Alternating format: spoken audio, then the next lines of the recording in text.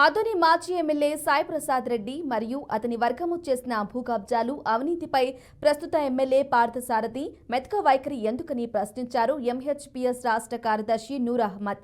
ప్రసాద్ రెడ్డి ప్రధాన అనుచరులు ఎరిస్వామి వందల కోట్లు సంపాదిస్తే దానిపై ఎందుకు ఈడీ సిబిఐ విచారణ చేయటం లేదని విమర్శించారు. ప్రభుత్వ భూమిని కబ్జా చేసి వైసీపీ ఆఫీస్ నిర్మిస్తే కూడా ఎలాంటి చర్యలు తీసుకోలేదన్నారు. శిక్షించడం, గట్టివాడిని కాపాడడంలో గతంలో ఆదోని మాజీ ఎమ్మెల్యే సాయి ప్రసాద్ రెడ్డి ఆయన అనుచరులు చేసిన భూ కబ్జాలు, అవినీతి ఆరోపణలు వీటన్నిటిపై విచారణ జరిపించి వారిని జైలుకు పంపించి తమకు న్యాయం చేస్తాడని, తమ సమస్యలు తీరుస్తాడని ఎంతో ఆశతో ఆదోని ప్రజలు సాయి ప్రసాద్ రెడ్డిని ఓడించి పార్థసారథి గారిని గెలిపిస్తే మరి ఆయన వ్యవహార శైలి ఎలా ఉందంటే మెత్తవాడిని శిక్షించడం, గట్టివాడిని కాపాడడం లాగా ఆయన వ్యవహార శైలి ఉంది. ఇది చాలా సిగ్గుచేటు. ఎందుకంటే మనం బైపాస్ వ్యవహారంలో చూసుకుంటే పార్థసారథి గారు బాధ్యతలను వదిలేసి సాయి ప్రసాద్ రెడ్డి గారికి పరోక్షంగా లాభించే విధంగా నిర్ణయం తీసుకున్నారు.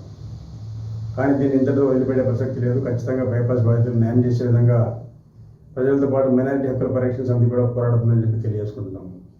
మరోపక్క ఏదైతే ఏపీ ఎన్జిఓస్ హోమ్ మన ఆదోని మాజీ ఎమ్మెల్యే సాయి ప్రసాద్ రెడ్డి గారి ఇంటి ఎదురుగా ఉందో దీనైతే మరి సాయి ప్రసాద్ గారి బినామీగా చెప్పుకోబడుతున్న పార్థసారథి గారికి ఆరోపింపబడిన ఎరిస్వామి గారు కట్టించారని చెప్పి దాని విలువ 5 కోట్లు ఉంటుందని, దాన్ని వైఎస్ఆర్సీపీ ఆఫీస్గా మార్చారని చెప్పి మరి మన ఆదోని ఎమ్మెల్యే పార్థసారథి గారు ఆరోపించడం జరిగింది.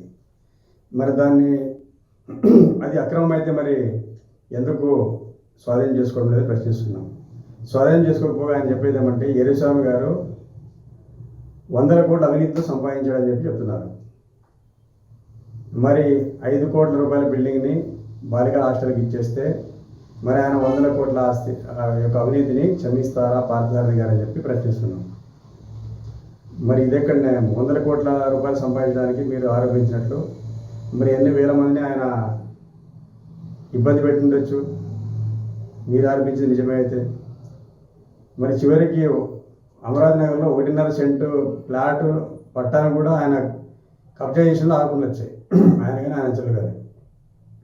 మరి అలాంటి వ్యక్తిని మీరు బినామీని అంటూనే మరోపక్క ఆయన ఈ 5 కోట్ల బిల్డింగ్ ఇచ్చే నీకు పుణ్యం వస్తుందనో ఏదో ఆశ పెట్టడం చాలా సిగ్గుచేయడం. ఎందుకంటే మీరు ఆరోపించిన బినామీ అయితే ఖచ్చితంగా కేసు పెట్టి ఆయన 100 కోట్ల ఆస్తిని స్వాధీనం చేసుకోవాలి తప్ప ఆయన తప్పించుకోవడానికి ఆఫర్ ఇవ్వడం చాలా సిగ్గుచేయడం.